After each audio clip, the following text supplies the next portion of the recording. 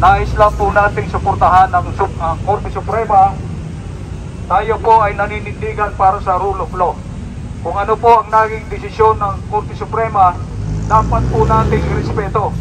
Maging tama man yan o hindi, maging pabor man sa atin o hindi, yan po ay desisyon ng Korte Suprema na dapat nating panindigan at suportahan. Kaya kami po ay naninindigan, sumusuporta po kami sa Korte Suprema para sa rule of law. Tanong, bakit nilang pilit parang ininvestigahan? Simple lang, dahil si VP Sara ang pinakamatibay na kandidato sa 2028. Siya po ang sunod nating presidente. Tama! Number 1 sa lahat ng surveys, pinakamataas ng trust rating for any public official. 61% ayon sa SWS at POST-Asia. Kaya ang totoong layunin ng mga kalaban, patawan siya ng multang may perpetual disqualification. Tanggalin siya sa laban habang maaga pa, hindi dahil sa kasalanan niya, dahil wala naman siyang kasalanan, kundi dahil sa takot, dahil balakid siya sa mga ambisyosong politiko. Sa Supreme Court, dito po tayo sa harap ng monumento ni Andres Bonifacio at sisimulan po natin ang ating pagtitipon ngayon. Para mapagsimulan po, mga kababayan, yan. Please find your place. At nandyan na rin po ang ating mga media group at media friends and social media independent vloggers. Sa pagsisimula po, mga kababayan, ay ipanawagan natin ang panimulang mensahe ng isa o nandyan na mga Muslim Women for Peace. Attorney, palakpakan natin ang kababaihang kapatirang Muslim para sa kapayapaan ng bansang Pilipinas at sa pag-iral ng katotohanan at pagtatanggol sa demokrasya. Maraming salamat sa kababaihang Muslim na mga kapatiran natin na nandito ngayon. Nandito po si Attorney Ferdinand Topacio, isa po sa boses ng katarungan at pagtatanggol sa tamang pag-iral ng batas. Attorney Topacio, ang inyong mensahe sa ating mga kababayan. Sa ngayon, nais ko lang batiin at pasalamatan ang lahat ng pumunta rito sa ating mga kapatid na Muslim. Assalamualaikum! Syukran sa inyong pagpunta rito sa ating Citizens Crime Watch na laging maaasahan dito sa grupo ni Atty. Jimmy Bondok, kasama si Binibining Dang Imperial, nandito yung Philippine Eagles, nandito yung DRS, nasaan yung DRS? Ang Inday Cares, Marcos Alisjan or MAC. Yes. Oo, marami pong grupo ito. May mga naghihintay pa po roon sa Korte Suprema. At mamaya-maya po ay pupunta po tayo roon para mag-file ng petisyon, hindi para mag-rally. Wala namang masamang sumama kayo sa amin para mag-file ng petisyon. Dito po tayo nagra-rally. So, umpisahan na natin. Parating na rin po ang Duterte Youth sa pamumuno ni Chairman Ronald Cardema. Mga 10 minuto po ay darating na sila. Darating si Attorney Jing and former Congressman Jing Paras. Darating si Attorney Mark Tolentino. At marami pa pong mga personalidad na naninindigan po sa ating Korte Suprema at ang ating kataas-taas na hukuman. Umpisahan natin sa aking boss. Naunang-unang nandito, first come, first serve. Let us welcome ang pambansang Pangulo ng Citizens Crime Watch. Walang iba, kundi ang aking boss, si Jigs Magbantay, mga kasama! Hello. Maraming salamat po sa inyong lahat. Unang-una, pinapasalamatan ko ang aking mga kasamahan sa Citizens Crime Watch at yung ating chairman, si Atty. Topacio. Unang-una, ano po ang papel ng Citizens Crime Watch dito? Nais lang po nating suportahan ang Korte Suprema. Tayo po ay naninindigan para sa rule of law. Kung ano po ang naging desisyon ng Korte Suprema, dapat po nating respeto. Maging tama man yan o hindi, maging pabor man sa atin o hindi, yan po ay desisyon ng Korte Suprema na dapat nating panindigan at suportahan. Kaya kami po ay naninindigan, sumusuporta po kami sa Korte Suprema para sa rule of law. Thank you. Bago po magsalita muli, thank you Manong Chigo, magpantay, ay pakinggan na rin po natin ang mensahe ng boses ng kabataan. Ito po ay boses ng katarungan at paninindigang tama upang mangibabaw po ang batas, hindi po ang ambisyon ng mga sakin sa kapangyarihan. Nagmula sa grupo ng Asian Century Philippines and Strategic Study Center, walang iba kundi si Ginoong Daniel Long sa kanyang mensahe representing the voice of the Filipino youth.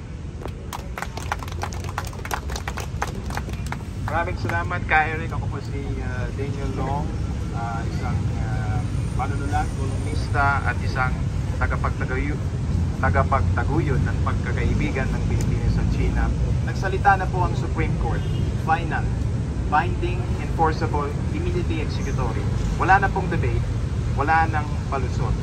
Kaya ngayong araw, buong-buo ang suporta natin sa Asian Century Philippines kay Attorney Ferdinand Topacio sa kanyang paghahain ng indirect contempt charges laban sa mga walang galang sa Korte Suprema. Kung sinasabi mong magabayan kayo, kung sinasabi mong nakapagtatanggol ka ng saligang batas, then you must defend the Supreme Court, not defy it. Eh sino ba sila para umalma sa Korte Suprema?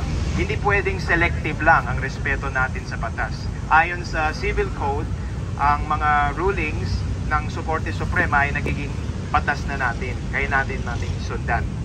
Hindi pwedeng okay lang ang hindi mo susundin ang batas kapag natalo kayo. Hindi ito usapin ng accountability. Ito ay halatang political agenda lamang. 3 sunod-sunod na taon, unmodified opinion ang nakuha ng Office of the Vice President sa ilalim ni Vice President Sara Duterte. Nakuha mula ng sa COA. Ibig sabihin, malinis, maayos at walang irregularidad sa pondo. Nag-testify na rin mismo si COA Commissioner Attorney Gloria Camora at nagsumite na ang kompletong dokumento ng OVP ayon sa kanya. Walang anomalya, walang nakaw. Kaya ang tanong, bakit nilang pilit parang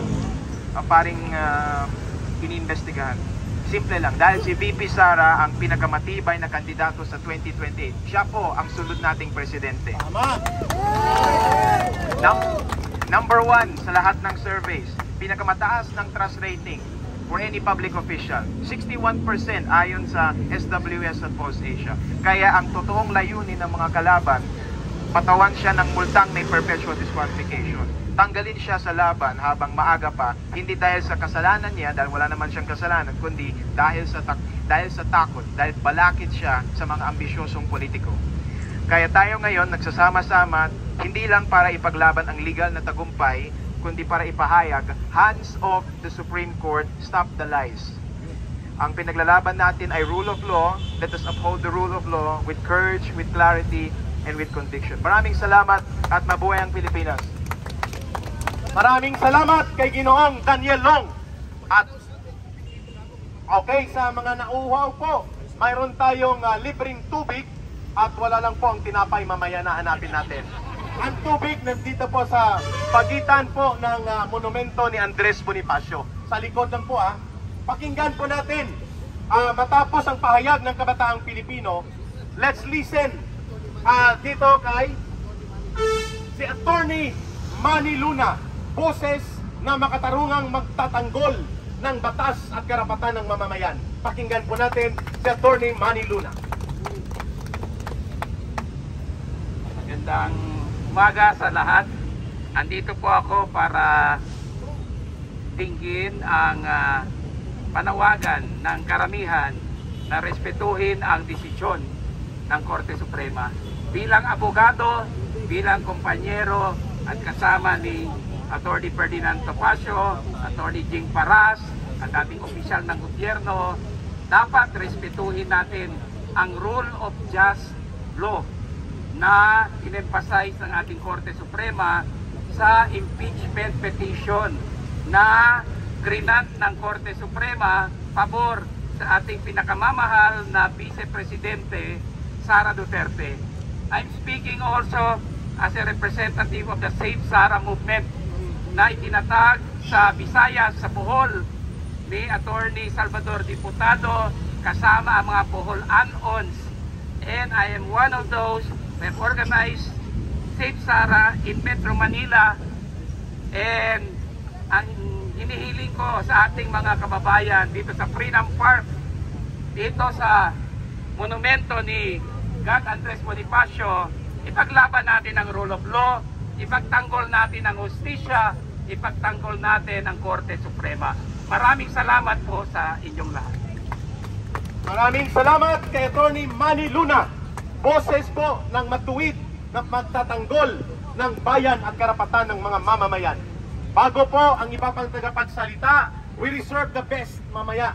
Ang mensahe po, kuhanan natin ang mensahe, ang Muslim Women for Peace.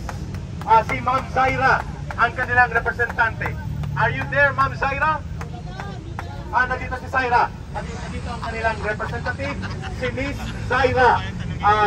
Pakinggan natin ang pakikipagkaisa ng boses ng kapatirang kababaihang Muslim para sa kapayapaan. Halika muna, Ma'am Zaira.